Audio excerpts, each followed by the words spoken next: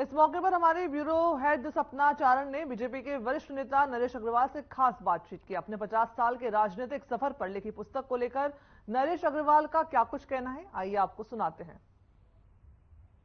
नेता नरेश अग्रवाल जी है, जिनकी पुस्तक का आज विमोचन हुआ है, क्या कहना चाहेंगे सर? आज आपकी पुस्तक का विमोचन हुआ है। मेरा सौभाग्य है कि मैं लेखक भी बना, तो मैंने कोशिश की पुस्तक से लिख के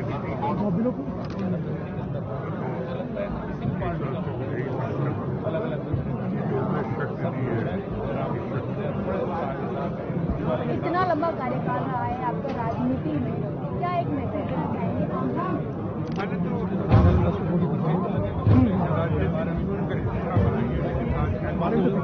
व्यवसाय सेवा भी करनी है, काम भी करनी है।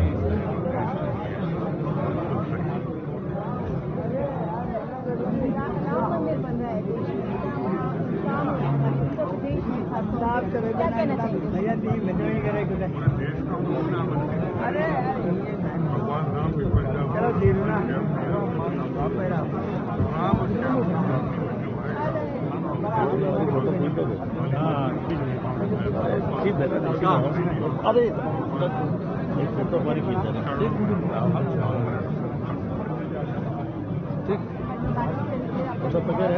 ये थे हमारे साथ नरेश अग्रवाल जी, जिनकी पुस्तक आज विमोचन हुआ है इतने बड़े स्तर पर।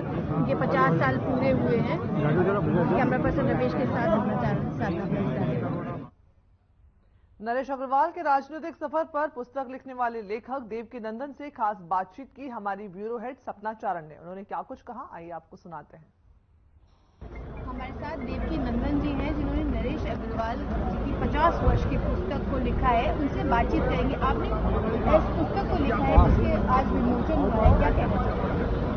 देखिए, बहुत कम ऐसे लोग होते हैं पॉलिटिक्स में जो 50 साल का अपना जो राजनीतिक कैरियर होता है पब्लिक पॉलिटिक्स का, वो पूरा करते हैं। नरेश अग्रवाल जी उनमें से एक है।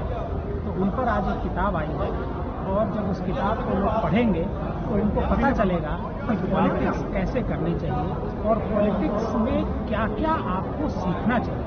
क्योंकि पॉलिटिक्स जो है, पॉलिटिक्स में ही मुझे लगता है कि सबसे ज़्यादा ऊंचाई तक आदमी जाता है। पॉलिटिक्स जो करता है वो देश का मुख्यमंत्री बनता है, देश का प्रधानमंत्री बनता है, गवर्नर बनता है, मंत्री बनता है, जो सबकी नज़र में आता है। तो पॉलिटिक्स कैसे करनी चाहिए, इस पर भी लोगों को सीखना चाहिए। और नरेश अग्रवाल जी की ये जो किताब है, वो इसका एक समग्र ग्रंथ है कि आपको पॉलिटिक्स कैसे करनी चाहिए। क्या खास ऐसे मुद्दे हैं इस पुस्तक में जो आपने पूरा लिखा है, उनके जीवन के जो ऐसे कुछ पल रहे हैं उनके बारे में बताइए। देखिए, नरेश अग्रवाल 1980 में पहली बार एमएलए बनते हैं, और एमएलए बनने के बाद वो अपने हरदोई और लखनऊ तक की उनका सफर रहता है। लेकिन 88 में जब उत्तर प्रदेश में कल्याण सिंह जी की सरकार गिर रही थी, उस समय नरेश अग्रवाल जी ने कांग्रेस को तोड़ा, और कांग्रेस को तोड़ करके उन्होंने कल्याण सिंह जी की सरकार बनवाई। और आज जो राम मंदिर बन रहा है, अगर कल्याण सिंह जी की सरकार उस समय नहीं बनी होती तो शायद आज की जो राम मंदिर की जो नींव है, मतलब एक तरीके से फाउंडेड, वो नहीं होता। और नरेश अग्रवाल उसमें एक तरीके से उनकी भी एक भूमिका है। और उस समय जब नरेश अग्रवाल ने कांग्रेस को तोड़ा और लोकतांत्रिक कांग्रेस बनाई, और लोकतांत्रिक कांग्रेस जब बनी तब नरेश अग्रवाल पूरे देश में जाने गए। और नरेश अग्रवाल का संपर्क अटल बिहारी वाजपेयी जी से हुआ, लाल कृष्ण आडवाणी जी से हुआ। और इस पुस्तक में लिखा है कि अटल जी नरेश जी को इतना मानते हैं कि वो ये कहे कि भाई आप यहाँ की पॉलिटिक्स छोड़ो और आप देश की पॉलिटिक्स छोड़ो, आप उत्तर प्रदेश की पॉलिटिक्स छोड़ो। हालांकि उस समय उत्तर प्रदेश सरकार में ऊर्जा मंत्री हुआ। अब उसके बाद जो उनका पॉलिटिकल कैरियर था वो कभी थमा नहीं। उसके बाद वो समाजवादी पार्टी में गए, बहुजन समाज पार्टी में गए, बीएसपी से एक बार राज्यसभा रहे और समाजवादी पार्टी से भी एक बार राज्यसभा रहे। तो और अभी भारतीय जनता पार्टी में हैं वो। और राजनीति में कहा जाता है कि कभी कोई संन्यास नहीं लेता, ऐसे डॉक्टर कभी संन्यास नहीं लेता है।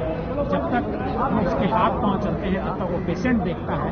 उसी तरीके से राजनीति में भी जो है, जब तक उसके हाथ पांव व्यक्ति के चलते हैं और बोलने लायक रहता है, सबके सामने खड़े होने लायक रहता है, तब तक वो पॉलिटिक्स में रहता है। तो नरेश अग्रवाल ठीक है 72 साल के हो गए हैं, 50 साल राजनीति पूरे किए हैं, लेकिन वो पॉलिटिक्स उनकी हम ही नहीं है। एक सवाल आपसे, पुस्तक को लिखने की प्रेरणा आपको ये पुस्तक तो नरेश जी के मन में था कि हम 50 साल पूरे कर रहे हैं पॉलिटिक्स में, तो इस पर एक पुस्तक आनी चाहिए। तो नरेश अग्रवाल जी हमारे बड़े भाई हैं, बहुत सारे पत्रकार उनके मित्र हैं, मैं भी उनमें से एक हूँ। तो नरेश जी ने मुझे फ़ोन किया एक दिन और कहा कि रवि जी आप मुझसे मिलकर के जाइएगा।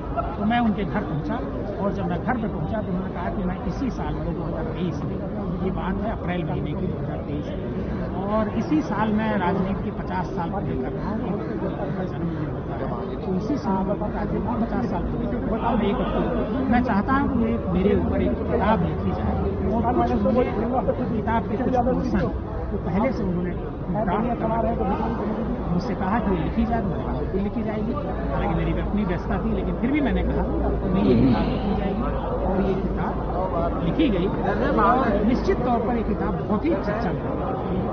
धन्यवाद हमारे साथ बातचीत करने के लिए। तो ये थे हमारे साथ जी जिन्होंने इस पुस्तक को पूरा रूप दिया है और उन्होंने बताया किन किन मुद्दों पर उन्होंने इस जो शुरुआत की इस पुस्तक की किस तरह से की, किस तरह से उसका खाका तैयार किया गया। कैमरा पर्सन रमेश के साथ अपना चैनल साधना अपराध के साथ।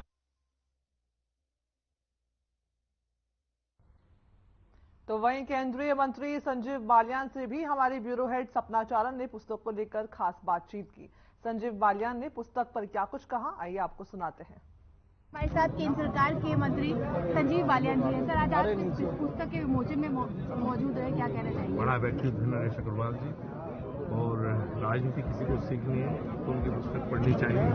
इतना लंबा राजनीति जीवन, 8 बार विधायक, कल्पना से परे है, बड़ा व्यक्तित्व। सर, राम मंदिर का उद्घाटन हो, राम मंदिर बहुत अच्छी बात है, हम भी खुश हैं और आप भी खुश हैं इस बात में। चलिए, ये थे हमारे साथ संजीव बालियान जी, उन्होंने बताया कि राम मंदिर का विमोचन हो रहा है, उसके लिए कैमरा पर्सन रमेश के साथ सपना चारण।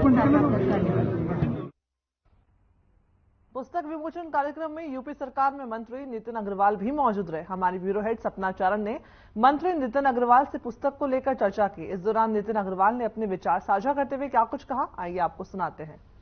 हमारे साथ उत्तर प्रदेश सरकार के मंत्री नितिन अग्रवाल जी हैं। सर, आज अपने पिताजी जो इतने लंबे समय कार्यकाल रहा है उनका राजनीति में, उनकी पुस्तक का विमोचन हुआ, 50 साल पूरे हो चुके हैं, क्या कहना चाहेंगे सर?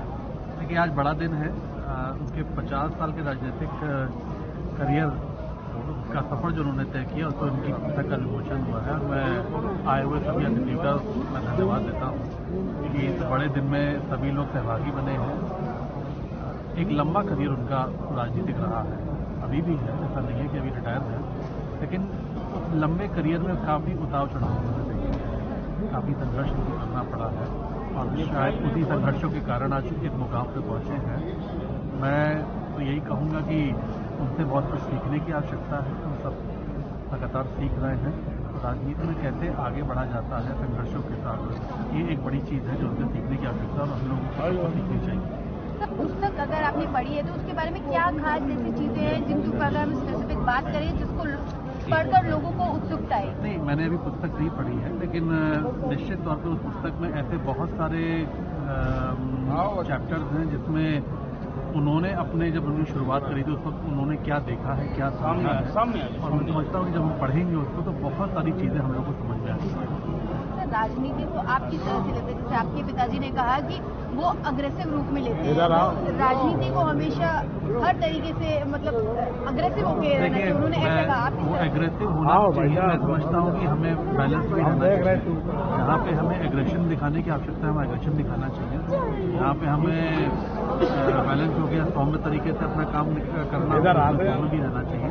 सिचुएशन को देखते हुए हमें अपनी आज की राजनीति की जब बात करूँगा, सिचुएशन को देखते हुए हमें डिसीजन लेना चाहिए कि हमें कैसा बिहेव करना है और कैसे अपने लोगों का साथ देना।